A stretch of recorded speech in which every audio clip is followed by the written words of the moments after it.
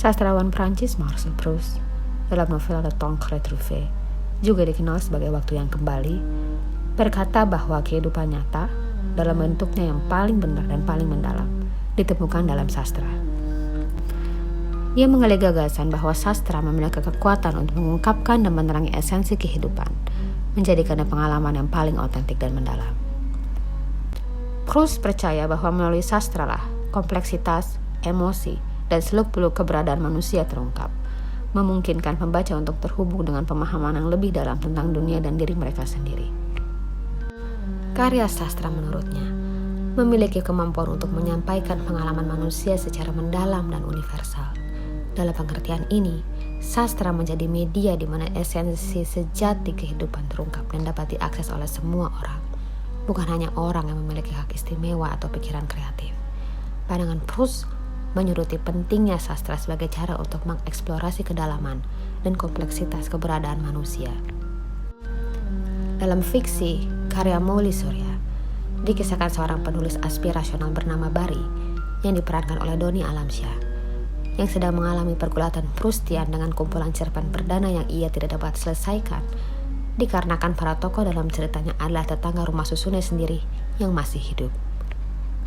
Hal ini berubah ketika ia berkenalan dengan seorang perempuan muda misterius yang baru saja menempati tempat kosong di sebelah kamarnya. Seketika itu, kejadian-kejadian fantastis terjadi yang melibatkan para tokoh dalam cerita Bari dan Alisa, atau Mia, yang diperankan oleh Ladia Sheryl, si gadis misterius tersebut.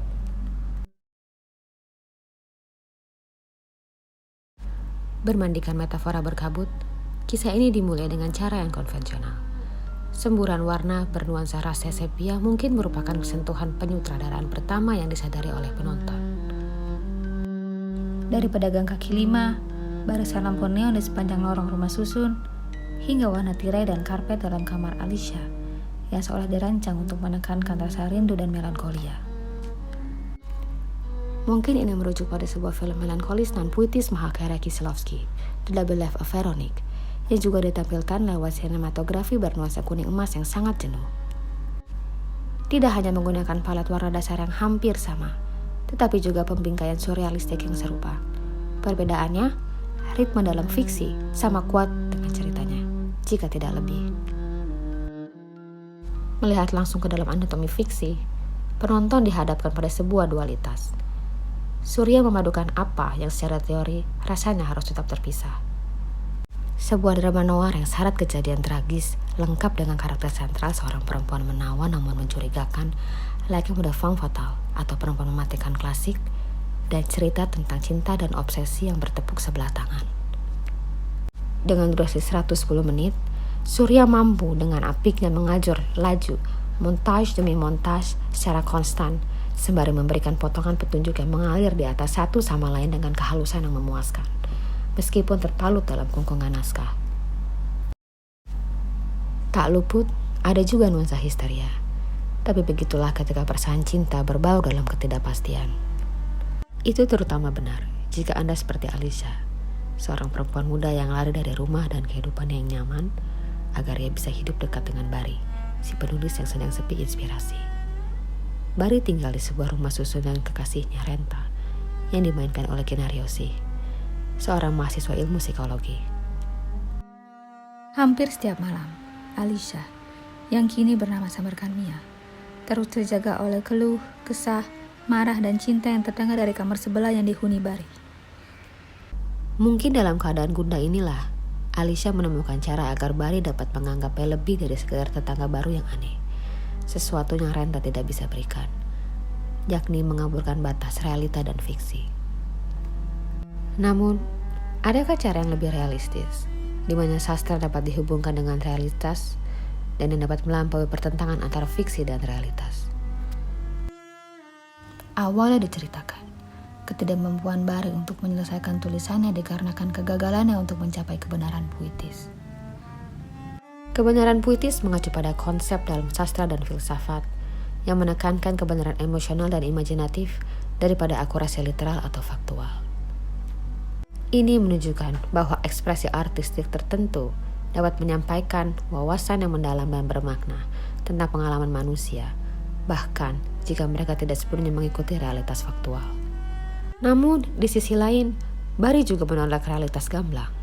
Karena semakin dekat dengan kenyataan seperti yang kita ketahui, sastra semakin menjadi dangkal dan kurang benar. Lagi pula, terlalu sedikit kejadian hidup yang terjadi pada waktu sekarang untuk dijadikan dasar cerpennya. Cetusnya. Udah dapat bahan cerita? Bahan sih banyak ya. Tapi nggak tahu deh. Setiap cerita yang gue bikin, gue tuh nggak tahu bikin endingnya gimana. Mungkin karena gue pakai orang-orang sini sebagai karakter-karakter di cerita gue kali ya. Ya, sementara mereka masih aja ngejalanin hidup mereka. Coba deh lo pikir. Mungkin itu bedanya antara fiksi sama realita kali ya. Di fiksi ada ending, di realita ya life goes on.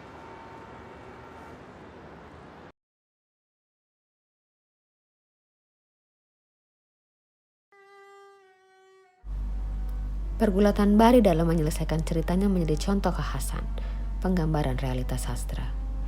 Pada awalnya, Bari sendiri mengalami kesulitan untuk mencapai kesimpulan ini.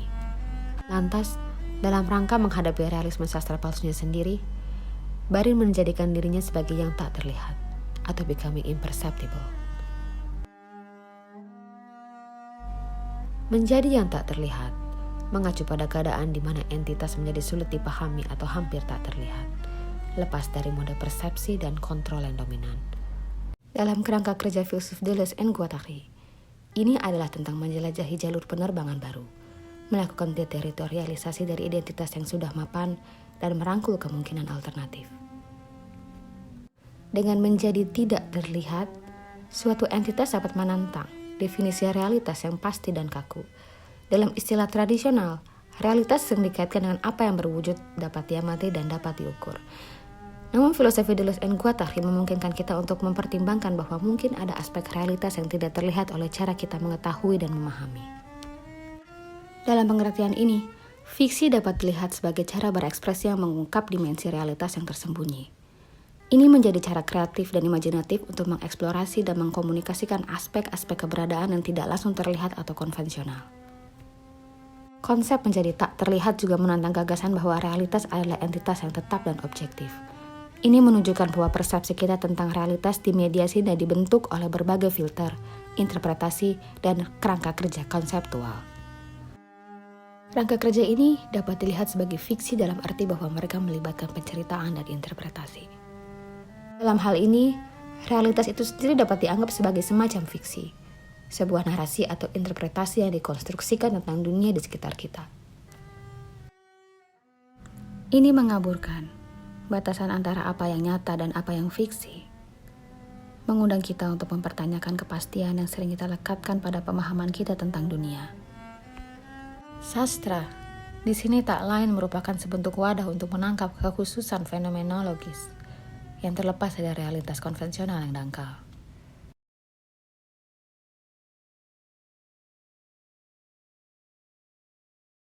Pendekatan fenomenologis yang diambil Bari dekat kaitannya dengan ritual proses representasi psikoanalitas, yang dimana ia mencoba memaksakan norma dan pemahaman konseptual tertentu kepada para tokoh di tulisannya, melakukan susunan ide-ide alternatif, dan bahkan mengaitkannya dengan suatu disiplin ilmu seperti psikologi atau sosiologi dalam upaya menyajikan penyataan praktis tentang kemanusiaan, masyarakat, bahkan neurosis dan masokisme. Melalui psikoanalisis dan rezimnya tentang interpretasi, Bari mencari kepuasan dan resolusi. Menulis baginya adalah tentang bagaimana penulis melihat dan menafsirkan dunia. Sama halnya bagi seorang pelukis, warna tidak semata-mata tentang pencampuran pigmen di atas kanvas, tetapi tentang cara seniman memandang dan menggambarkan dunia visual. Disinilah letak pentingnya eksistensi Mia dalam menciptakan finalitas dalam fiksinya. Berpadu dalam imajinasi psikoanalitas tentang trauma dan kematian tragis ibunda, Alicia, atau yang dalam penggambaran Bari sebagai sosok asli dari Mia, merupakan buah dari imajinasi Bari atas penghancuran bahasa keibuan sebagai fase yang diperlukan bagi seorang penulis selama proses kreatif. Dalam arti simbolis yang lebih luas, ibu mewakili pengasuh utama, dan bahasanya, yaitu bahasa pengasuhan, kenyamanan, dan keamanan, dapat dilihat sebagai representasi dari keadaan awal keterikatan dan ketergantungan. Bagi seorang penulis, Proses kreatif melibatkan penyadapan kelapisan jiwa yang lebih dalam, termasuk keinginan dan ketakutan yang tidak disadari. Eksplorasi ini dapat mengarah pada penghancuran metaforis bahasa ibu saat penulis berusaha melepaskan diri dari kenyamanan dan keakraban ekspresi konvensional dan mengeksplorasi ranah kreativitas baru. Penghancuran bahasa ibu tidak menyeratkan penolakan literal terhadap ibu atau bahasanya, melainkan melambangkan pelepasan yang diperlukan dari yang akrab dan kemauan untuk menyelidiki aspek pengalaman manusia yang tidak diketahui dan lebih kompleks. Dengan melepaskan diri dari pemaknaan konvensional dan norma-norma yang mapan, sastra dapat menjadi ruang ekspresi subjektivitas dan pengalaman alternatif, menyuarakan mereka yang telah terpinggirkan atau dikucilkan oleh wacana dominan. Mia atau Alicia bukan hanya tokoh sentral dalam tulisan Bari yang menjalin kehidupan para individu di rumah susun menjadi suatu kesatuan kolase yang harmonis. Ia juga memiliki kesamaan dengan para tokoh tersebut. Sebagai yang hilang atau missing people, yang mengacu kepada mereka yang tidak sesuai dengan kategori konvensional atau norma masyarakat. Sastra orang yang hilang adalah tentang menciptakan jenis sastra baru yang menumbangkan makna tradisional dan merangkul potensi bahasa untuk menghasilkan makna yang beragam dan terbuka. Ini adalah literatur yang menolak untuk menyesuaikan diri dengan identitas tetap dan menolak batasan norma yang ditetapkan. Alhasil, sastra bagi Bari tidak hanya sebuah alat untuk menciptakan ekspresi dan subjektivitas baru yang menantang norma yang sudah ada, tapi juga sebuah upaya untuk menemukan yang hilang, meraih kewarasan, membebaskan diri dari delirium, dan menemukan kehidupan. Penulis di sini tak lain hanyalah sebuah seismograf yang bersiap untuk mengambil gerakan yang nyaris tak terlihat.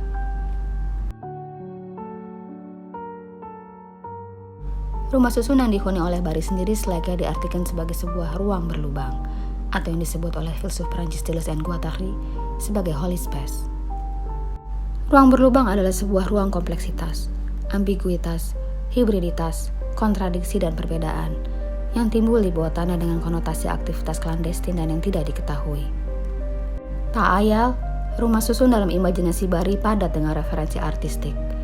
Tangga, seperti layaknya tangga Yakub, membangkitkan warisan makna yang menghubungkan bumi dengan surga. Sementara itu, elevasi melambangkan pasang surut karma dan reinkarnasi.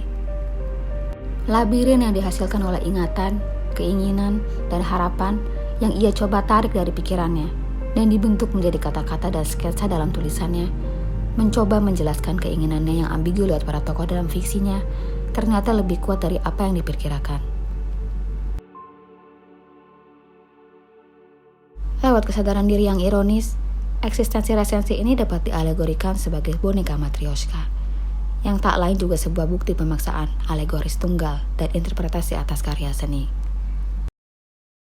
Berfisikan makna tentang kehidupan, tentang sastra, dan tentang kehidupan sebagai fiksi. Seperti mencari pengakuan, merebut kembali ingatan, menelusuri hiruk-pikuk suara dan penglihatan untuk menemukan makna yang begitu pribadi bagi penonton. Adalah satu hal dari film yang saya saksikan lewat Netflix ini, yang dengan gamblang, kuat, dan dengan duka cita menolak kepuasan dari kekonkretan tersebut. Fiksi adalah sebuah kesaksian kelahiran bagi sang sutradara sebagai seorang author. Sebuah karya filosofis yang memadukan beragam ide tentang dunia sastra kontemporer ke dalam sebuah presentasi visual yang memikat. Apakah sastra layak sebagai subversi kontra budaya yang memungkinkan penulis untuk bergerak melampaui status quo? Ataukah ia tak lain hanya perwujudan dari kecemasan, referensi diri, dan solipsisme? Mungkin keduanya.